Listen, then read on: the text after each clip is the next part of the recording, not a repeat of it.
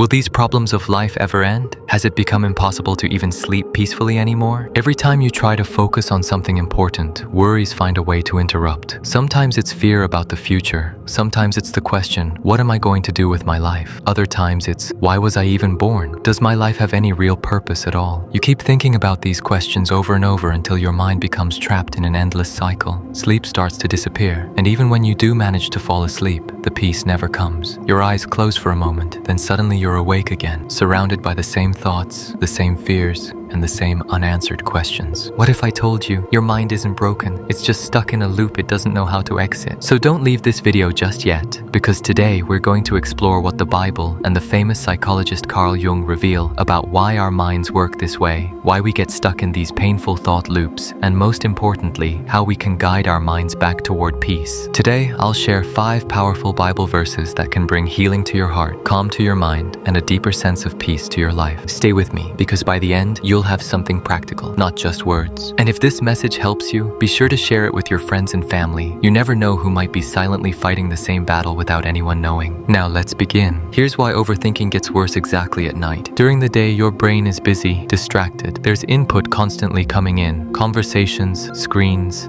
tasks. But the moment you lie down and the input stops, your brain doesn't just power off. It starts processing everything it didn't have time to process during the day. Neuroscientists call this cognitive offloading, and at night, with nothing else competing for attention, it can spiral fast. Carl Jung had a slightly different way of explaining the same problem. He believed that unprocessed thoughts and emotions don't disappear. They sink into what he called the personal unconscious, and they resurface, uninvited, the moment your conscious mind goes quiet. He once wrote, "What you resist not only persists, but will grow in size." In other words, the thought you're trying hardest to push away at night is exactly the one that gets louder. Your brain isn't broken, it's just unfinished. And these next 5 verses are about giving it permission to finish and rest. Verse 1, Philippians 4:6-7 says, "Do not be anxious about anything, but in every situation, by prayer and petition, with thanksgiving, present your requests to God, and the peace of God, which transcends all understanding, will guard your hearts and your minds." Notice what this verse actually asks you to do. Not stop thinking about it. It says, say it out loud, hand it over, specifically by name. There's something psychologically real happening when you do this. The moment a worry is named spoken, not just circling silently, it loses some of its power over you. It's no longer this formless, looping anxiety. It's a specific sentence you said once, and now you can set it down. Tonight, instead of letting the thought spin silently, try saying it out loud, or even just in your head, clearly. I am worried about this one specific thing,